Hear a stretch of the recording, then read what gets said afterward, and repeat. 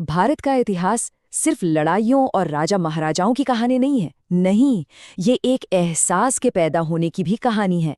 एक ऐसा एहसास जिसने करोड़ों लोगों के दिलों को एक साथ एक धुन में धड़कना सिखाया।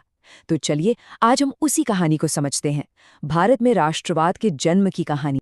तो सबसे पहला और सबसे जरूरी सवाल ये उठता है कि आखिर वो कौन सी भावना थी, वो कौन सा गोंद था जिसने अलग अलग भाषा बोलने वाले, अलग अलग मजहब मानने वाले, अलग अलग संस्कृति के लोगों को एक कर दिया, सबको अंग्रेजी हुकूमत के खिलाफ एक साथ लाकर खड़ा कर दिया। इसका जवाब एक शब्द में है, राष्ट्रवाद। अब देखिए, राष्ट्रवाद का मतलब सिर्फ अपने देश से प्यार करना नहीं है। नहीं, ये उससे कहीं गहरा है। ये वो एहसास है कि हम सबका इतिहास एक है, हमारी विरासत एक है और हमारा भविष्य भी एक दूसरे से जुड़ा हुआ है। यही वो धागा था जिसने पूरे हिंदुस्तान को एक माला में पिरो दिया। लेकिन कोई भी एहसास, कोई भी भावना एक आंदोलन तभी बनती है जब उसे एक चिंगारी मिलती है। और भारत के लिए ये चिंगारी आई हजारों मील दूर यूरोप से, जहां पहला विश्व युद्ध चल रहा था। आइए देखते हैं कि आखिर ऐसा हुआ कैसे। जरा सोच कर देखिए, लड़ाई ब्रिटिश सरकार लड़ रही थी, लेकिन उसकी कीमत चुका रहा था हर एक आम हिंदुस्तानी। सरकार ने अपना रक्षा का खर्च पूरा करने के लिए हम पर नए नए टैक्स लगा दिए।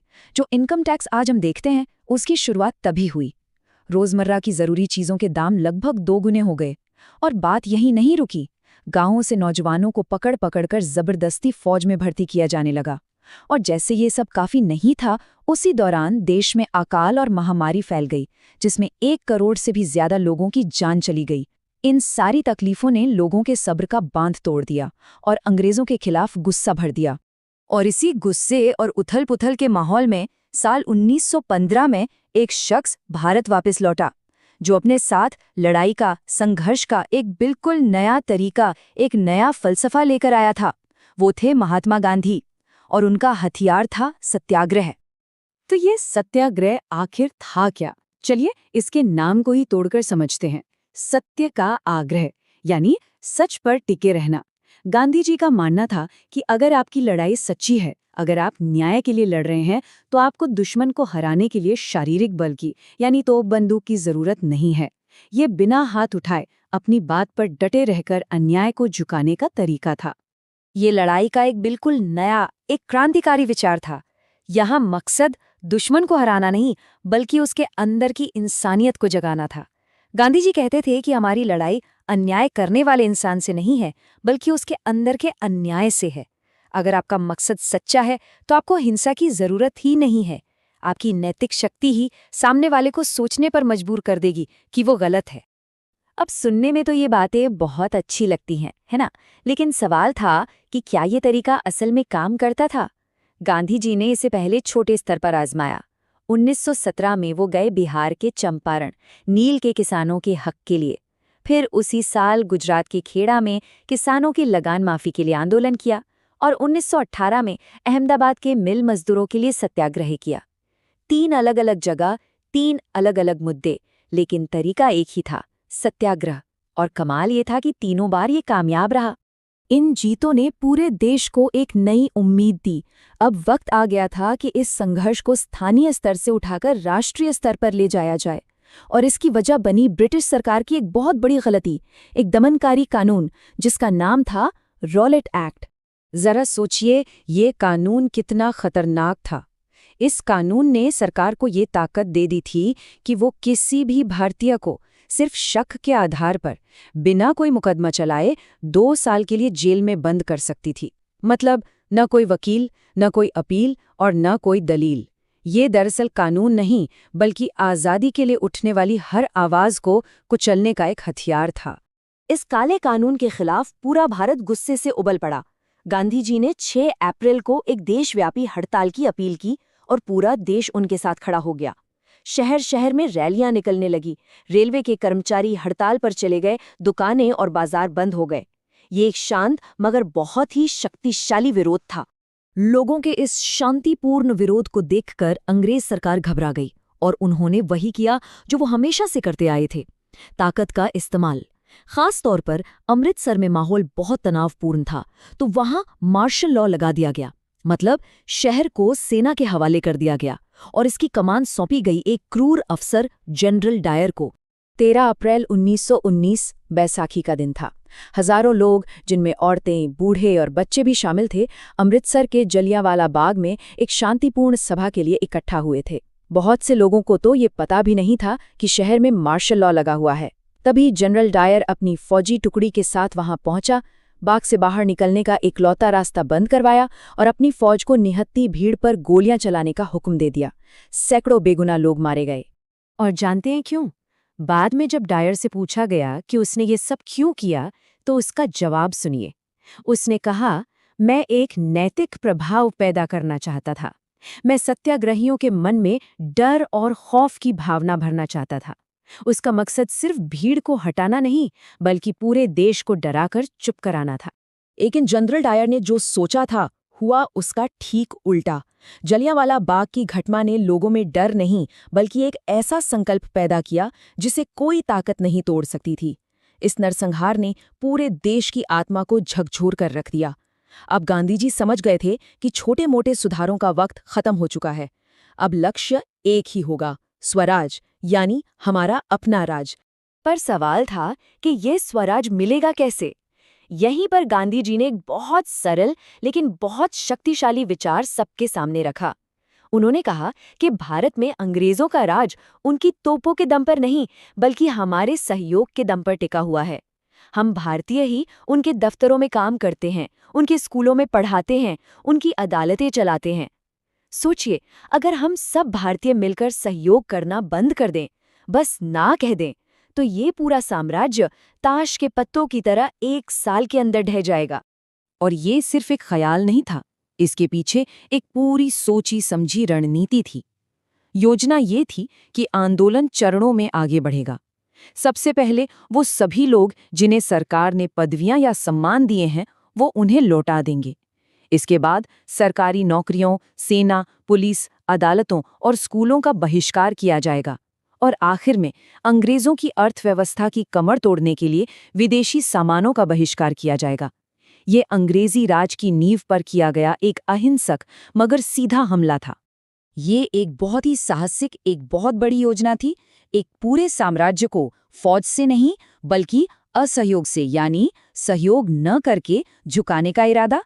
लेकिन सबके मन में एक ही बड़ा सवाल था, क्या ये मुमकिन है? क्या सच में एक पूरे राष्ट्र का सामूहिक इनकार दुनिया की सबसे बड़ी ताकत को अपने घुटनों पर ला सकता था? नमस्कार, जरा सोचिए, दुनिया के सबसे बड़े साम्राज्य को चुनौती दी जा रही है, लेकिन किसी तलवार या तोप से नहीं, बल्कि सिर्फ एक मुट्ठी नमक से। आज हम उसी हैरान कर देने वाली कहानी को समझने वाले हैं। सवाल तो बहुत बड़ा है ना? जब दुनिया की सबसे बड़ी ताकत आपके सामने खड़ी हो, तो उससे लड़ाई कैसे लड़ी जाए? इसका जवाब शायद वो नहीं है जो हम और आप सबसे पहले सोचेंगे। हाँ, बिल्कुल, एक मुट्ठी नमक से। सुनने में शायद ये अजीब लगे, लेकिन यही वो हथियार बना जिसने ब्रिटिश राज की नींव हिलाकर रख दी थी। चलिए देखते हैं कि कैसे रोजमर्रा की ये इतनी साधारण सी चीज एक क्रांति का प्रतीक बन गई। इस पूरी कहानी को अच्छी तरह समझने के लिए हम इन 6 हिस्सों से गुजरेंगे। एक संकल्प से शुरू करके उसके अंजाम तक की पूरी यात्रा को देखेंगे।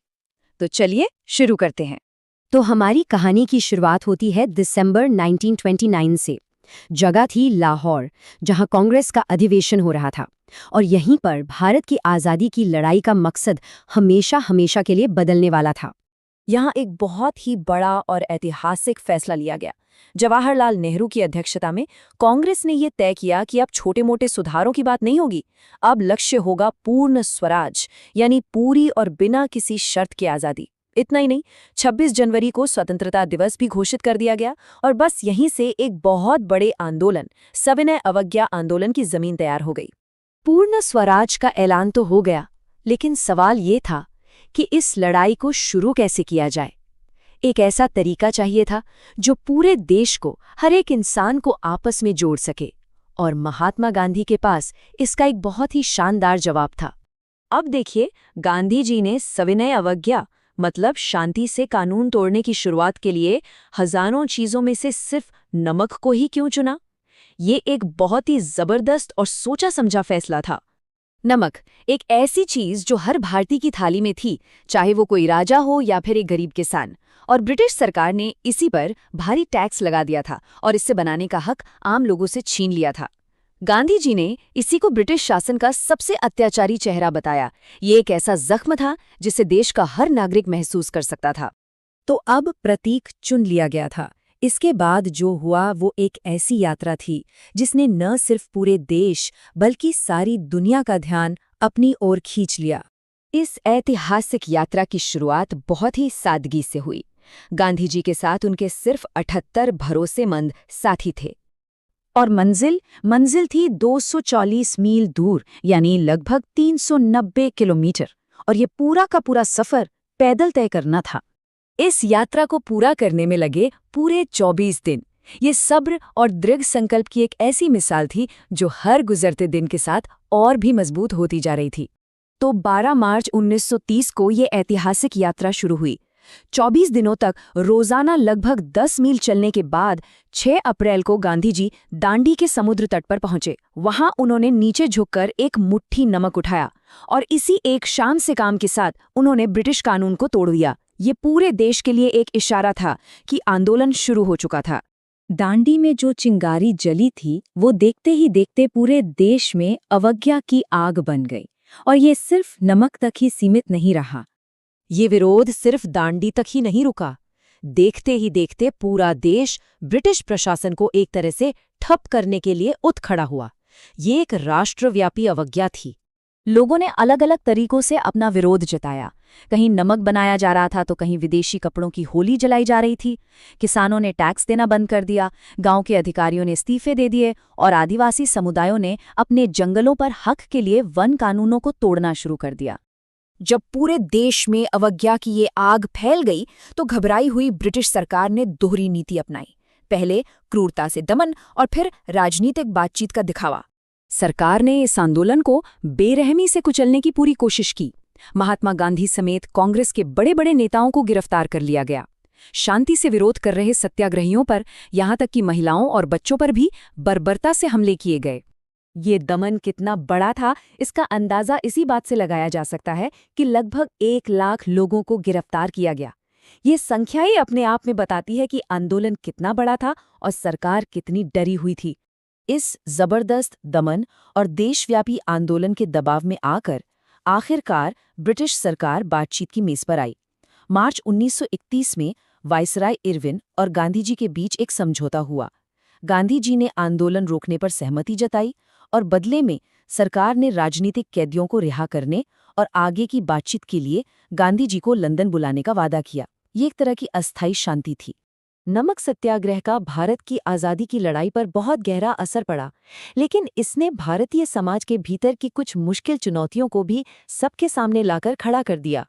अच्छा, इस आंदोलन और इससे पहले हुए असहयोग आंदोलन में एक बहुत बड़ा फर्क था। असहयोग का मतलब था हम आपका साथ नहीं देंगे, जबकि सविनय अवज्ञा का मतलब था हम आपके गलत कानूनों को सीधे तौर पर और जानबूझकर तोड़ेंगे। ये एक कहीं ज्यादा सीधी और बड़ी चुनौती थी। लेकिन इस आंदोलन की एक कड़वी सच्चाई ये भी थी कि ये पूरी तरह से एकजुट नहीं हो पाया था। दलित समुदाय की भागीदारी इसमें काफी कम रही, क्योंकि उन्हें लगता था कि कांग्रेस दशकों से उनके सामाजिक अधिकारों की अनदेखी कर रही है। ठीक इसी तरह कांग्रेस और मुस्लिम संगठनों के बीच बढ़ते अविश्वास की वजह से मुसलमानों ने भी बड़ी संख्या में इससे दूरी बनाए रखी। और ये दरारें भारत के भविष्य के लिए एक बहुत बड़ी चुनौती थीं। और यहीं पर यह आंदोलन हमारे लिए एक बहुत बड़ा सवाल छोड़ जाता है। नमक मार्च ने ये तो दिखा दिया कि बाहरी शासन से लड़ने के लिए देश को कैसे एकजुट किया जा सकता है, लेकिन इसने ये भी साफ कर दिया कि एक राष्ट्र बनाने के लिए अपने ही घर के अंदर की दरारों को भरना कितना ज्यादा जरूरी और मुश्किल काम है।